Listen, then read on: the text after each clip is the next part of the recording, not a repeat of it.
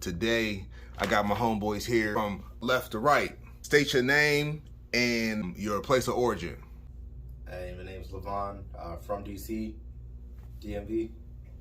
What's going on? My name's Chad. I'm from Cali, Northern California to be exact. Hey, what's going on? I'm Johnny, Phoenix, Arizona. All right. I was watching the video and I came across a question that intrigued me so much I had to invite my homeboys over here so we could talk about it. So, gentlemen, today I would like to ask you... Did you niggas grow up almost expecting to go to prison a little bit? Yeah, I did. Nigga, like I swear to God, bro, I grew up feeling like, man, I'm gonna probably go to jail. I'm gonna have to fight some niggas. You know what I'm saying? Like, just, you know, I'm little nigga. No, it really be like that though. Had that affected your life in any way? Lavon, go first. Have you experienced that? I mean, growing up on the East Coast, in a predominantly black neighborhood, it definitely was in my surroundings all the time, just with a lot of, black people, just committing crime. It wasn't in a pretty impoverished neighborhood, so it definitely was something that I grew up seeing that I didn't want for myself. Okay. So I kind of had those people around me lead that example that, hey, you don't want to be me. So no, I didn't really have goals of ever going to jail or prison, but through my environment and things that I did growing up, being around gangsters, being around people that may not be the best influence, it is something that could have potentially happened. But it wasn't like a lingering thought or an innate fear in your mind? No, not at all. Okay. Chad, what about you? So, growing up with my grandma, she lived out in Berkeley, basically in the Berkeley Hills, which was a pretty affluent area. Growing up with her, I saw how people moved, and it was a really diverse area. Not really a lot of black people. I think we were the only black people on the block for a really long time. But on the weekends and shit, I would spend time with my mom, and on Adeline, shit was active all the time. So, I got to see... What year was that? I got to see 96 all the way up to about 2000. Okay. I guess seeing both sides of it, I had homies that I grew up when I saw my mom, and there was a lot of shit that, we used to get into for the most part, but I think that they kind of recognized you got something different that you can do for yourself. And, it's like, even though you're hanging with us, there would be times where they would be like, nah, this isn't something you need to be involved with. It's cool that you want to roll, but this is not something we want for you just as your peers. Okay. So I think it really just came down to, who you grew up around. Okay. For the most part. What about you, John?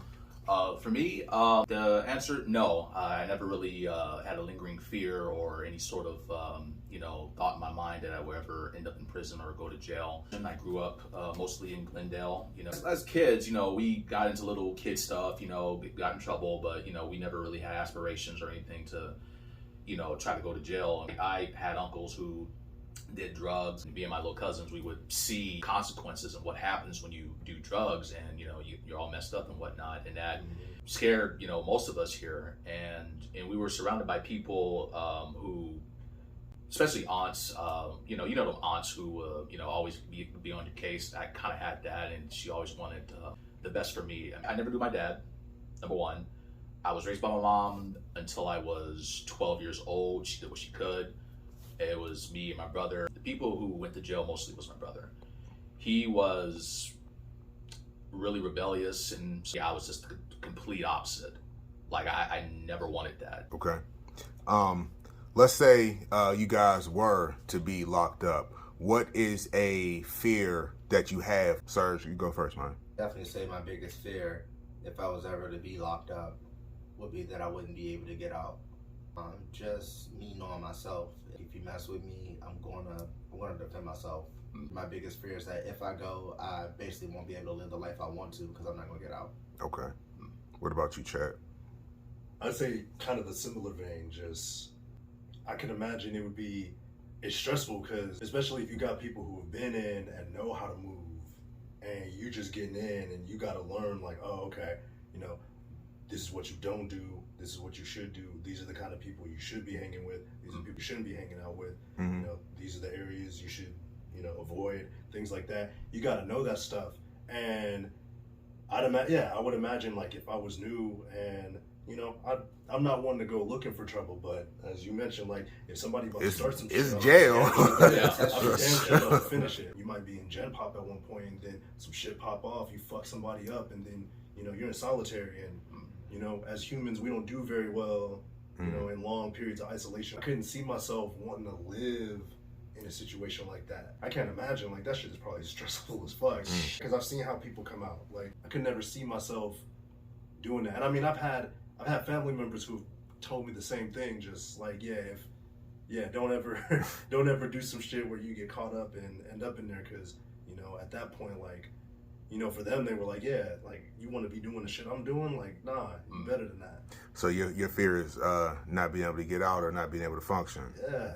Okay. So John, same question, man. Pretty much the same, really. But to be in jail, I think probably one thing I'm afraid of is me having to like literally fight for my survival, like be on edge all the time. Right now I'm chill, but endure that all the time while you're in there. I mean, you can walk a certain way, say something, or you know, look at somebody with an awkward eye, and you know, something will just pop off, and you just don't know. So it's just, you know, if I were ever to be in that position, you know, I don't want to stand out. I don't want to talk to nobody. You know, I'm just going to do my time, and that's it. So yeah, fighting for my survival, pretty much, you know, being on edge is probably my biggest fear.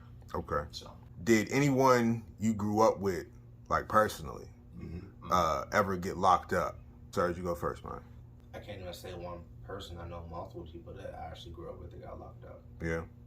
My god brother, he got juvie for stealing cars growing up. So Matthew went in juvie, and he basically came out. I was like 14 at the time. No, I was 15 at the time when I saw him. He came out, man, was like super buff, super in shape, but you know, he kind of had that time to do that. And basically at that time I got to see him, we hung out, we talked about life, you know, what we, our aspirations. And then like the next time I saw him, well, the next time I heard about him, he had got shot right in front of his crib. So, is he gone? Yeah, he gone. Okay, I'm sorry. But I had several friends that I grew up with that actually got locked up, and it was just for stealing cars. Once they got out, I was able to have a chance to talk to them, but really like that, they still have that mindset, or like that quick lick mindset. I'll say that, like, you know, hey, I gotta get this money fast. Like I can't work at 9 to 5. I gotta just do it. I gotta get that fast money. And I think it's just kind of on par for repeating that cycle of just going back in and not being able to really have your freedom to do what you really want to do. What about you, Chad? You know, my mom did some dirt. There was a raid on the house. There was a raid on the house that my mom had, and police came in, guns drawn. And I remember it. I was watching something on TV. I hear like a loud bang on the security door. So I'm like, okay, you know, I don't know what's going on, but you know, police bust in. Dude comes in with his gun drawn, like right at me, and I'm just sitting there, and I'm like 9 years old when this happened, and he's like, you know, is there anybody else in here? All I could do was shake my head, just nah, like nobody else in here. He's like, you know, can you come to me? And you know, he pulled me out the room, like not like rough or nothing, but pulled me out the room. They started searching the room, so they found a bunch of drugs and stuff like that. And I remember my mom getting walked out in handcuffs. That always kind of stuck with me. We've talked about it, and she was like, for her, that was the moment where she was like, I can't keep doing this because that looks really bad. You know? But for me to see that, the other ones that come to mind is I had a cousin who got framed for an armed robbery where somebody died, somebody got shot. Also, there was a attempted rape. With the robbery? Yeah, so he ended up doing time for it. I don't remember how long, and he really didn't want to talk about it. And then the last one, an uncle of mine, he shot and killed 2 cops. And then a family of 3 got caught up in a gunfight, and they ended up dying too. So I guess he ran out to Florida, they caught him and extradited him back, and I guess he's been on death row ever since. I don't know if they ever sentenced him or not, but occasionally I talk to him, but he's like, bro, like, I never would have expected like any of this to happen. That's your mom's brother? Yeah. Okay. All of this stuff happened like all at once, and not even like 3 or 4 days after that, I guess his younger brother, my younger uncle, he ends up getting smoked in front of his house. He just had a baby, was trying to get out the life and everything, but just because of association, you know, with his older brother, just imagining just all of that stuff happening, it's like, fuck. Like, I'm also sad that it's like, yo, like, I couldn't have done something to help them. You know what I mean? Yeah. You know, if I can help somebody's life positively even a little bit, you know, I'm cool. I'm happy with that. What about you, John? There's 3 examples. My 3rd oldest uncle, he went to jail, you know, drug thing. 2nd is my brother. He got into stuff, but he wasn't like, you know, like any hoodlum. Ever since our mom passed away, he really took it hard. I can remember him running out the house, and he went across the street, got on his knees, and he like wailed. Like, there's crying and there's like wailing, like your soul's about to leave your body. Like, he took it real hard, and he always kind of felt that no one cared about us, you know, and whatnot. And then that kind of drove him to that life. For a long time, I had a disdain towards my brother, but I don't anymore. We would talk, and he would say, "Don't be like me." How much older is your brother than you? At least 4 years. At least 4 years. He should be like 37. The 3rd example, I used to live with a group of friends in a hotel. A buddy of mine who was going out with my best friend. They had a kid together, and he wasn't ready to be a father. One day, you know, they had a son, and out of the blue, he's dead. And What, the baby? The baby, yeah. Oh. He suffocated the child. Oh, shit. Due to the fact that, you know, that my best friend and him were kind of having problems and yada, yada, yada. And, you know, and she was looking to divorce him or get separated, and he didn't take that too well. He's not an evil dude. It really scared me that a normal guy, you know, no criminal record, no nothing, can just snap like that and just kill your own kid. He's been in jail ever since. I only visited him once, and after that, I never talked to him again. You know, he's gonna have to live with that for the rest of his life. This ain't no embarrassing moment or whatever you can forget about and be embarrassed and a few years later and laugh about it then, but this is something that is gonna eat at you forever. And I'm like, I mean, to keep it real with you, he probably ain't got no time to think. You go to jail or you go to prison with child charges. Yeah, they're fucking they ain't you no up. fan of that. No. Yeah, they're not no fan of that. Women and children. Women and children, yeah, they're not a big fan of that. Especially with the cats that have been there a minute. Yeah. You know, That want to see their kids. I'd imagine that word spreads about anybody that goes in that's new. Yeah. Just be like, yo, what you about? Like, why are you here? What you in for? Yeah. That's the West Coast. On the East Coast, you mind your business. On the West Coast, they be in everything, unless you got a high-profile case on the East. Yeah. My last question for you guys is: have you taken any precaution, or if you were to go to jail? You know what, John? I'm gonna start with you, man. Okay.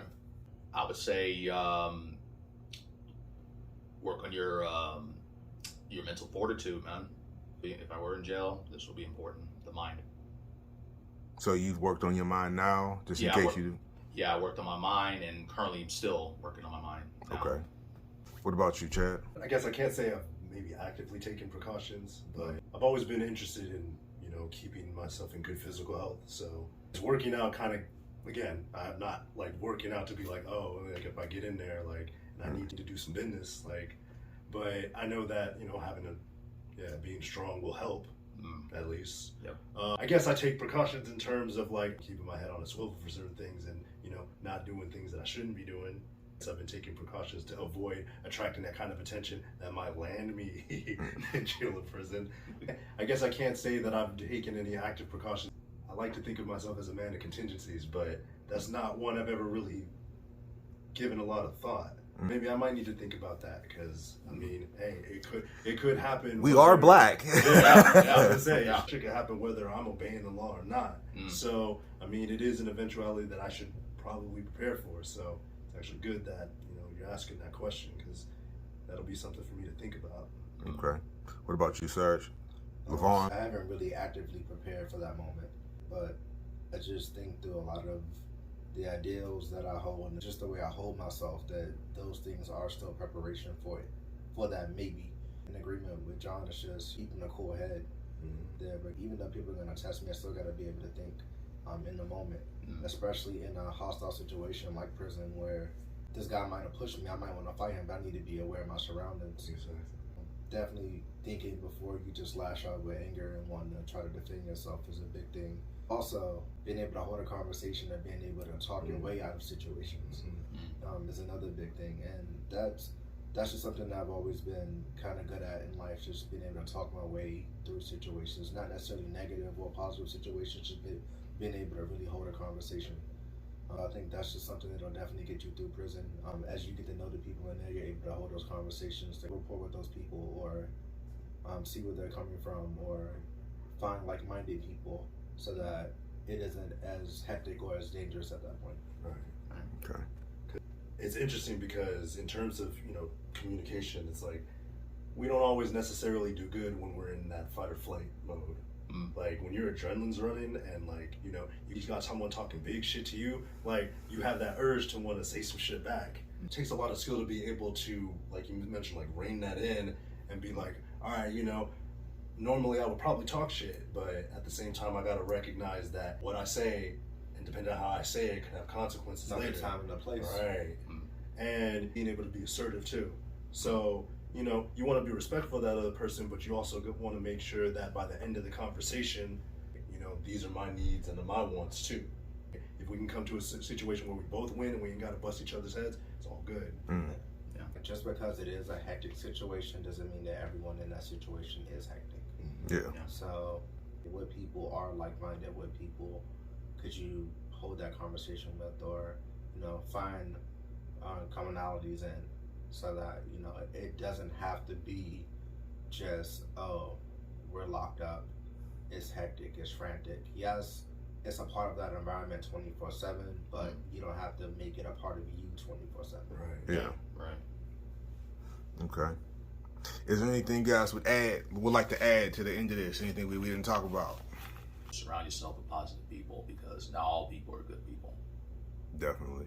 Chad, Lavon, anything? You guys any final thoughts? I feel like the demographic for this is really black. For this, so I'll definitely say use the people in your environment as examples of what to be and what not to be.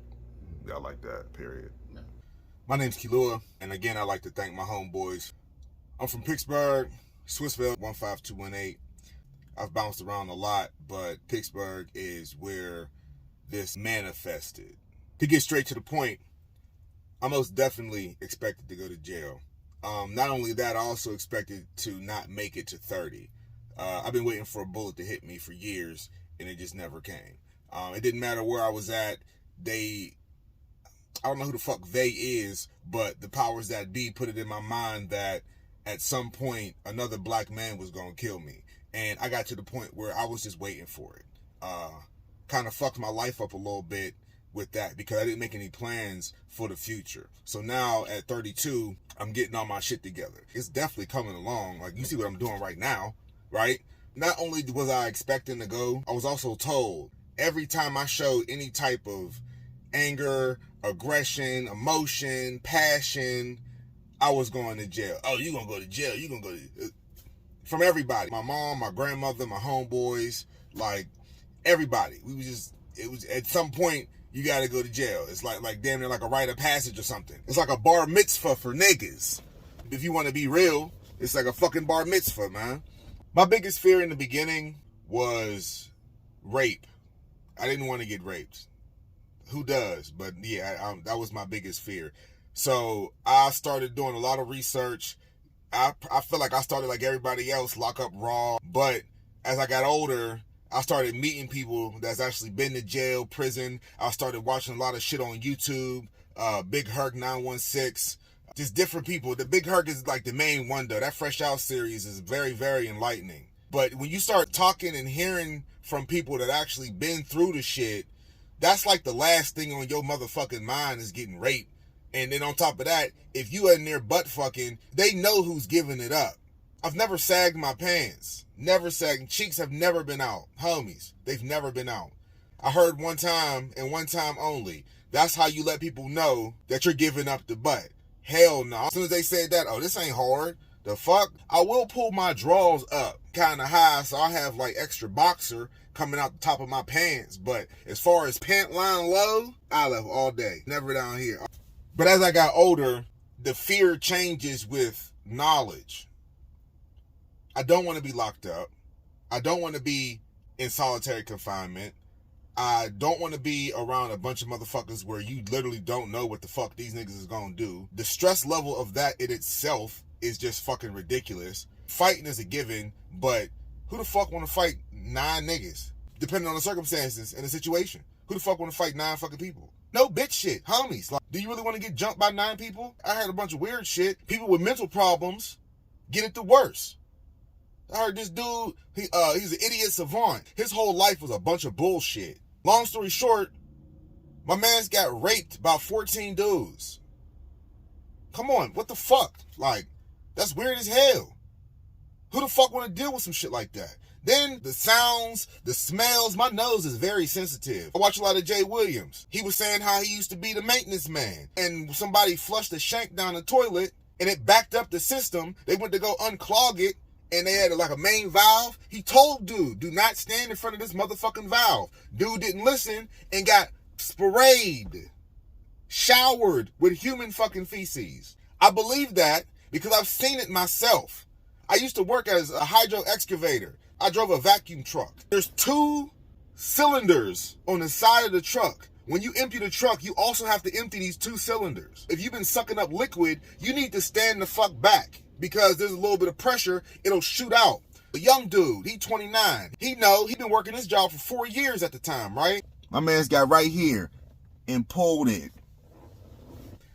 I watched a grown man be covered in a bathtub full of human waste in my face. It don't even bother me no more. This is what happened. It happened. It's whatever at this point. But the smells, we all don't have the same wash routine. Some people think taking a shower is going like this with some fucking water on your hands. Some people think taking a shower is rubbing hand sanitizer all over your fucking body, right? That's dirty as fuck. These aren't even fears. It's just like, I just don't want to fucking go through this. Like, I'm not scared of a motherfucker that's funky. It's just, but I don't want to be around this nigga neither. Homies. I was watching CP. CP said the shit that sparked this conversation in the first place. I like CP. He was going up against Ron Taylor on cancel court. And Ron Taylor was saying something about all these porn type niggas is gonna be out here raping us if we let the Democratic Party exist. Talking about. Now you can go back and forth with all you want to do, but you cancel the Democratic Party. You got Wesley Pipes, Mr. Marcus, Rico Strong, Byron Long, in your booty hole without consent. And CP's response to that was, I just want the defense to understand that we have a chance to fight. Ron, you say shit like, you go to prison, they gonna fuck you. You can also fight to the death, nigga. They ain't gotta fuck you if you dead. I've never heard that. I'll be honest with you. Nobody ever said, hey, when you get in the joint, fight back. It was just always bad. I've been associating with the wrong people. Now that I'm older, the mental shit. I have a daughter. I don't want to be away from my daughter. Straight up. To be like, oh, I don't know that she grew up and how she grew up, what she went through. She needed me and I couldn't be there. That's taxing.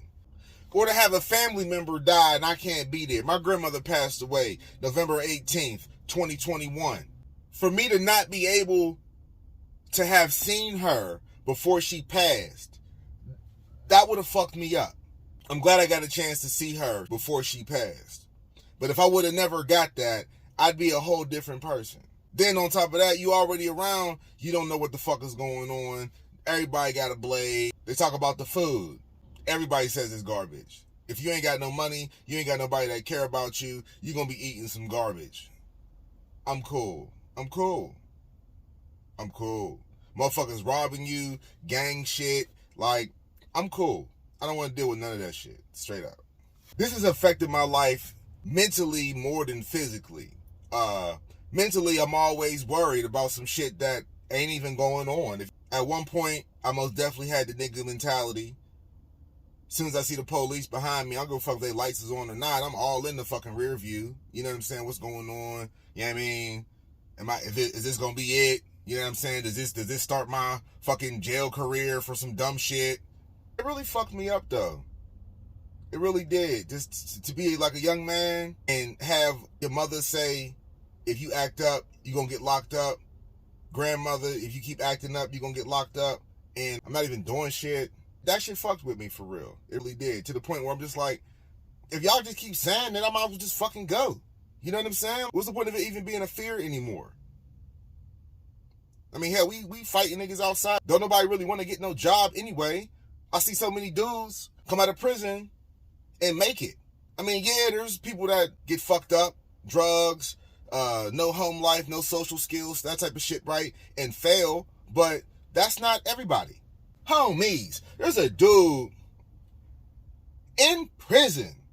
This motherfucker stole $11 million off a nigga online. They said that he called somebody, right? Acting like this man from prison and stole $11 million fucking dollars. That nigga's bad.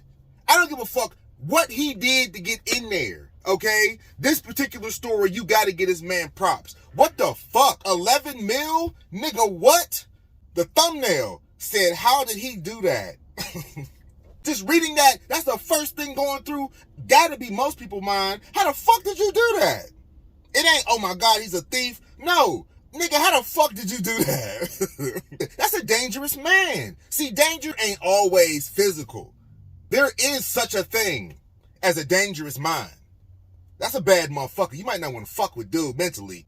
On the physical side, I just always wanted to be big. Super, super big. Super, super big. And where is all the biggest men? Collectively, right? Prison. Huge. Absolutely fucking huge. My idol since 2015 has been C.T. Fletcher. Sidewalk cracking motherfucker. He did his shit. The very first time I seen him, this is what I was looking for. This is it. This is it. This nigga's huge. I grew up looking at Tookie. But Tookie was already locked up by the time I found out about him. Rest in peace to Tookie on everything.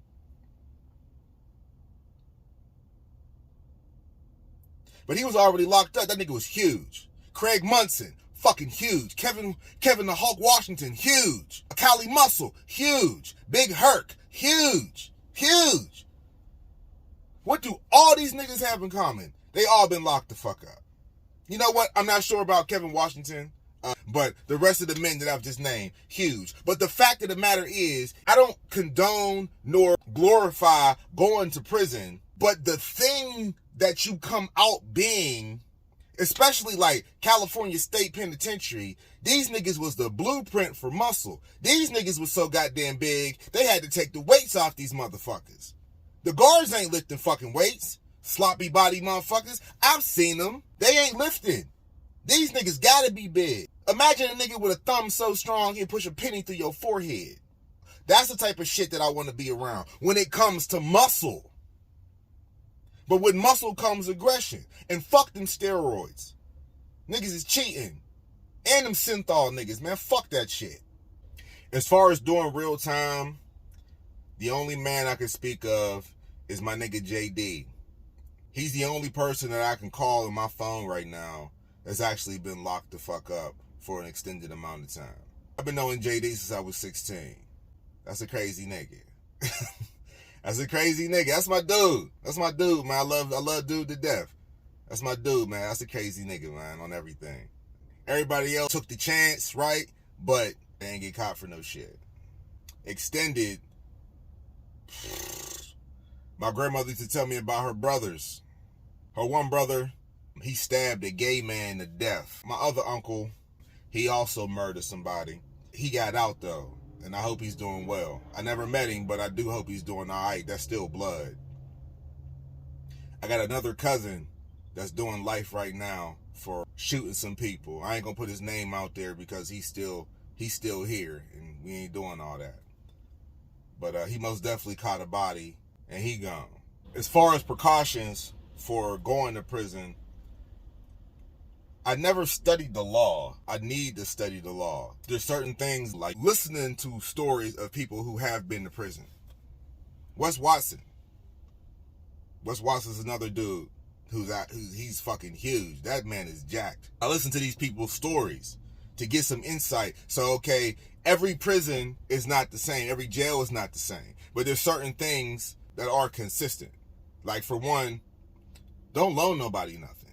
Don't take shit from nobody as far as items. Like, if somebody's giving you something, don't take that shit. And if you do take it, you gotta ask, like, what the fuck do you want? Nothing's free. Straight up. Don't fuck with Snicker bars and honey buns on your pillow and or bed in general. Who the fuck put this shit here? You might as well just throw that shit out into the pod from the door. Just, nigga, fuck that. I'm not taking this. Who the fuck put this shit on my goddamn bed? Watch yourself. Pay attention at all times. Get you a good workout routine, because it's something's gonna crack. It's going to crack, period. No, I've never heard anybody that was in prison for longer than any period of time, really, and it did not crack. Stand up for your motherfucking self. Straight the fuck up. Motherfuckers try you, you have to do something. It ain't if, ands, or buts. You have to do something. They talk about the difference between an inmate and a convict. Inmate, you don't know the rules. Convict, you know the rules. Sometimes with the older dudes, again from stories I've heard, everybody will get you, but the older dudes do it a lot more calculated because they know how to move. Jay Williams spoke about a story where, I forget exactly what happened, but this young dude kept fucking with old dude. He just kept fucking with him, and folks thought that he was gonna do something right then and there. He ain't do nothing. He waited. But you know, motherfuckers talk. It ain't about you talking. It's about the mission. Dude waited. Old head waited. He waited and he waited and he waited for his prime opportunity and fucked dude up. Didn't even know it was coming. I think, don't hold me on this, but I think he said he ran up in dude's cell and stabbed dude and his cellmate. That's another thing. I don't want to deal with no shit like that. So my cellmate is out here acting fucking retarded, and I got to deal with this shit too? Like, nigga, this ain't even got nothing to do with me. Don't go to prison.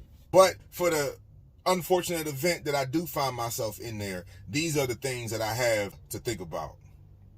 Also, surround yourself with good people and mind your motherfucking business, which is the easiest thing for me because I'm from the East Coast anyway. I was raised to mind your fucking business. I don't give a fuck what's going on, who's doing what.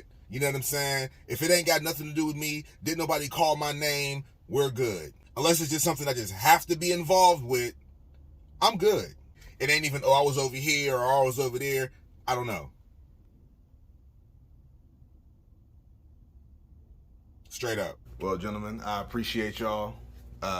Again, this has been Intimate Ghetto Sessions number 4. You know what I mean? I want to thank my niggas one more time for being here, man. I'm going to get up off. Good to be here, man. Good conversation. Very good conversation. I'm going to let y'all niggas go and be niggas. I appreciate it. Thank you. Thank you for watching.